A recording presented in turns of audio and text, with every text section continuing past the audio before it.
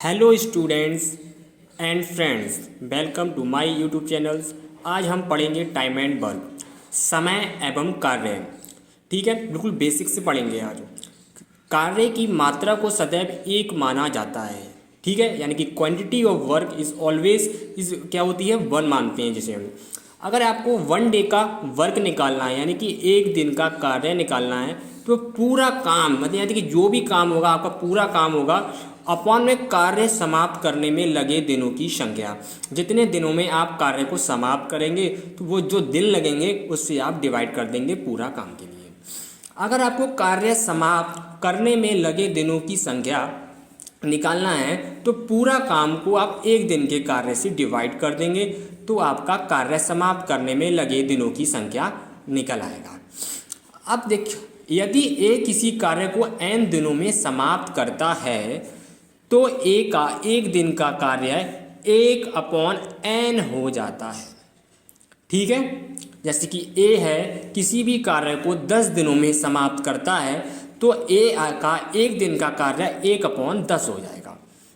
ठीक है, फिर कहता है कार्य क्षमता, यानी कार्य क्षमता के लिए हम इफिशिएंसी बोलते हैं। ये समयावधि के व्युत्क्रमानुपाती होता है। व्युत्क्रमानुपाती के लिए हम इन्वर्सली प्रोपोर्शनल बोलते हैं। अर्थात इसका मतलब क्या हो गया, यदि कार्य क्षमता कम हो तो दिनों और घंटों की संख्या अधिक होगी, और कार्य क्षमता अधिक हो तो दिनों और घंटों की संख्या कम होगी। इसका मतलब ये हुआ, अगर ए और बी दो व्यक्ति हैं, अगर ए किसी भी काम को, यानी कि ए है कोई भी अगर 10 कुर्सियाँ बना रहा है, एक दिन में 10 कुर्सियाँ बना रहा है, और बी एक दिन में 5 कुर्सियाँ बना रहा है, तो हम इसे क्या समझेंगे इससे कि ए की जो कार्य क्षमता है वो बी की कार्य क्षमता से अधिक है, या फिर बोलेंगे बी की कार्य क्षमता है वो ए की कार्य क्षमता से कम है।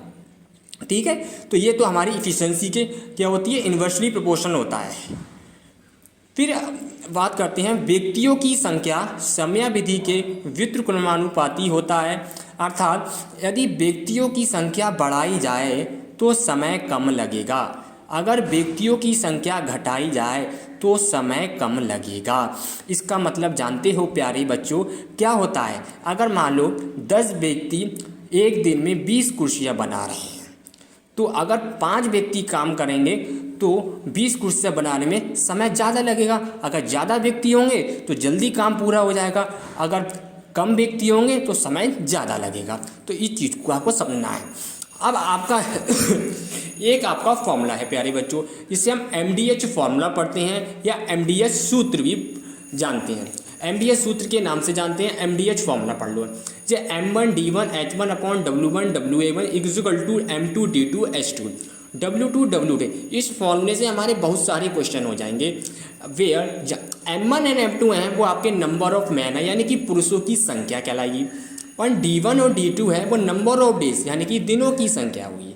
H1 एंड H2 होगा नंबर ऑफ आवर्स यानी कि घंटों की संख्या। W1 एंड W2 आपका वर्क होगा, और WA1 WA2 आपकी सैलरी होगी। ये आपका MDH फॉर्मूला है। इस पर बेस हमारे बहुत सारे क्वेश्चन करेंगे, तो अगली वीडियो में हम क्वेश्चन करेंगे। इस वीडियो में हमने बेसिक पढ़ लिया है। अगर ये बेसिक को आपको माइंड में बिठा के चलना है तो क्वेश्चन में आप आसानी से कर लेंगे, कोई भी परेशानी प्रॉब्लम नहीं होगी आपको। ठीक है प्यारे बच्चों, धन्यवाद।